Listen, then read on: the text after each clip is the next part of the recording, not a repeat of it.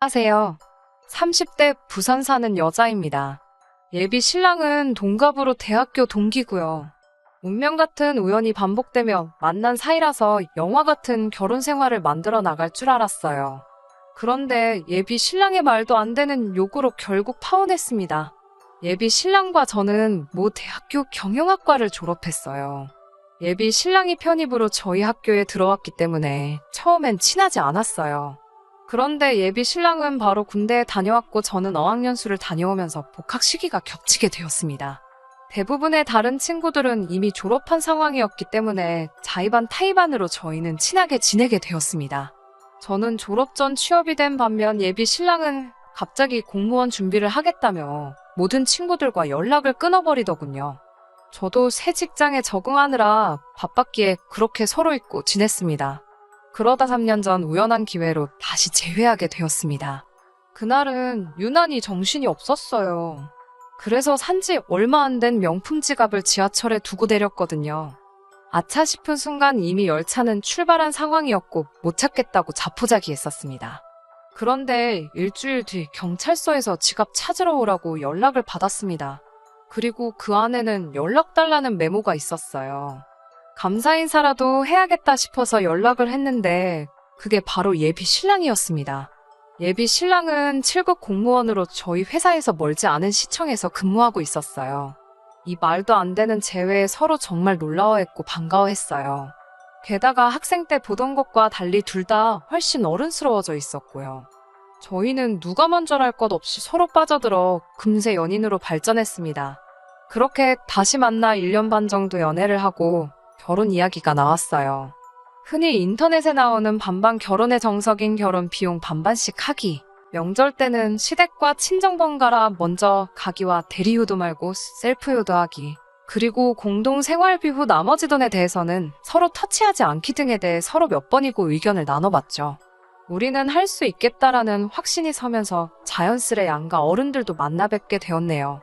처음 예비 시댁 어른들을 뵌 날이었어요. 긴장도 많이 하고 걱정도 많이 되었지만 잘 보이고 싶어서 꽃바구니와 화과자를 사들고 찾아갔어요. 시부모님은 뭘 이런 걸 사왔냐면서도 절 반갑게 맞아주셨어요. 연애하는 동안 서로의 가정사에 대해서 이야기를 나눠본 적은 없어서 잘은 몰랐지만 눈치로 보기에 여유가 있어 보이진 않더라고요.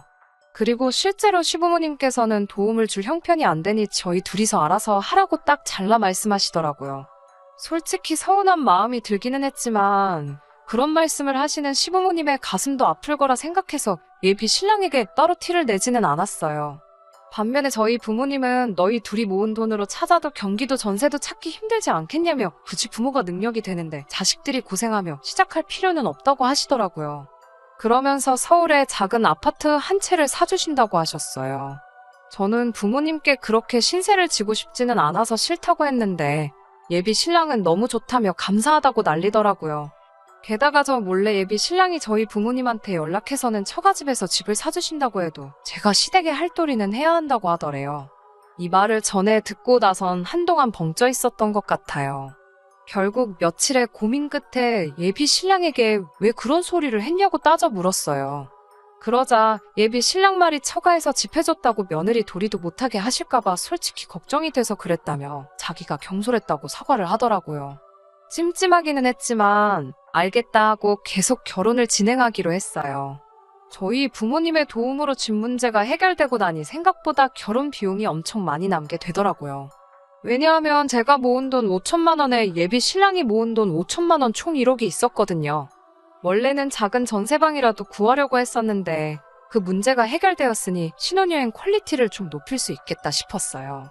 그래서 일정도 늘리고 숙소도 좀 좋은 곳으로 바꾸자고 예비 신랑에게 이야기했습니다. 그런데 예비 신랑이 업그레이드를 하지 말자고 하더라고요. 제가 왜 그러냐고 물으니까 어차피 우리 집 문제 해결되었으니까 자기가 모은 돈은 1,000만 원만 빼고 전부 다 시댁에 드리겠다는 거예요. 결혼 후에는 더 이상 시댁에 신경 쓰기가 어려우니까 장가가기 전 효도하는 셈치고 그러고 싶다고요. 그 말을 듣고 보니 일리가 있다 싶어서 그러라고 했어요. 그리고 저도 제가 모은 돈 1,000만 원만 빼고 다 친정에 드리겠다고 했어요. 친정에서 집까지 사주시는데 저도 그렇게나마 효도를 해야겠다고요. 그러자 예비 신랑이 질색을 하면서 그 돈을 다 들이면 신혼여행 퀄리티도 낮아지고 신혼집에 들어갈 가전이나 침구도 다 한 단계 낮을 걸 사야 되지 않냐면서 따지더라고요. 결혼 후 언제 어떻게 돈이 필요할지 모르는데 왜 그 돈을 다 친정에 들이냐면서요. 듣고 있는데 어이가 없어서 예비 신랑한테 자기는 그 돈 다 시댁에 드릴 거면서 나는 왜 우리 집에 못 주게 하냐고 받아쳤어요. 그러자 한다는 소리가 너네 집은 돈이 많아서 우리 집도 사줄 수 있지만 시댁은 돈이 없으니까 당연한 거 아니냐며 완전 배째란 식으로 나오더라고요. 아나무인의 내로남불이 따로 없는 그 모습에 완전 깨더라고요. 결국 그날 이후로 3일 동안 서로 아무 연락도 하지 않고 냉전 중이었어요. 생각해보면 예비 신랑은 그때도 물론 공무원 시험 준비 때문이긴 했지만 일방적으로 연락을 끊어서 제가 정말 속상했거든요. 그때 일을 생각하니 어쩌면 예비 신랑이 이기적이고 전형적인 내로남불 스타일인 것 같아서 결혼이 망설여졌어요. 그래도 내심 예비 신랑에게 먼저 미안하다고 연락이 오면 받아줘야지 생각하고 있었는데요. 어제 저녁에 예비 시부모님과 만났고 파혼하는 걸로 결정했습니다. 어제 오전에 예비 시부모님께서 전화를 해오셨더라고요. 제가 전화를 받자 저한테 대뜸 너는 한가족 될 애가 어쩜 그렇게 야박하냐고 면박을 주시더라고요. 솔직히 처음엔 무슨 말씀을 하시는지 정확히 파악을 못했어요. 예비 시모가 전화에 대고 뭐라고 막 화를 내다가 스스로 갑갑했는지 이따 저녁 어디 카페로 나오라고 그러곤 전화를 딱 끊어버리셨어요. 말씀하신 카페에서 기다리고 있는데 예비 시모가 갑자기 장소를 바꾸더라고요. 그래서 바꾼 장소로 이동을 하다 보니 예비 시모보다 좀 늦게 도착을 했어요.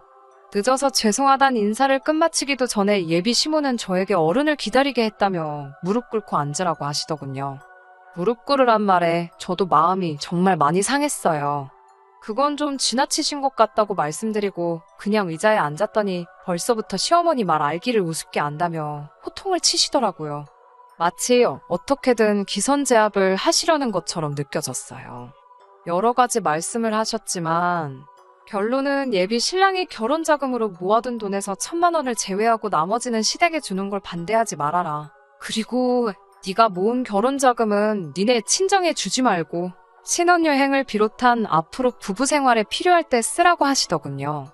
그건 경우가 아니지 않냐고 묻자 어른이 시킨 거니까 어른 말대로 하면 된다고 하시더라고요. 옛말에 어른 말 틀린 거 없다고 하지 않냐면서요. 어른이 시키면 네 하고 받아들이면 모든 일이 행복하게 해결되는데 왜 말끝마다 말대꾸를 하냐고 하시더군요. 그 순간 알게 되었습니다. 단순히 예비 신랑이 이상한 게 아니라 예비 시어머니를 닮은 거구나라는 생각이 퍼뜩 들더라고요. 만약에 제가 예비 신랑과 결혼을 해서 아이를 낳으면 아이가 저렇게 자랄 수도 있겠구나 생각하니 결혼하면 안 되겠다라는 결론이 내려졌어요. 제가 도저히 이 결혼 못하겠다고 아무리 잘난 아들이라도 아들이 말도 안 되는 억지를 부리면 가족으로서, 어른으로서, 부모로서 말릴 생각을 하셔야지 그걸 가만히 보고 계시는 것도 아니고 왜 한술 더 떠서 이렇게 행동하시냐고 제가 받아쳤어요. 그러자 저한테 이욕저욕을 퍼부으시면서 함부로 말씀하시더라고요.